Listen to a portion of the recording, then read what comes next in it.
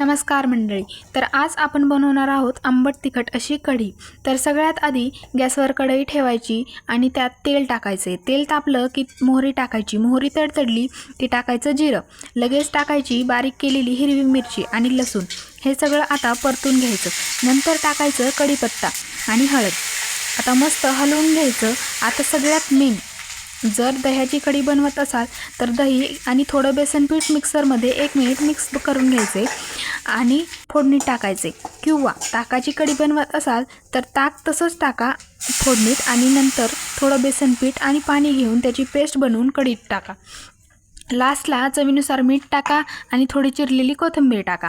उकळी आल्यानंतर 5 मिनिटं बारीक गॅसवर उकळू द्या. तयार आहे आपली कढी. आता मस्त बाजरीची भाकरी आणि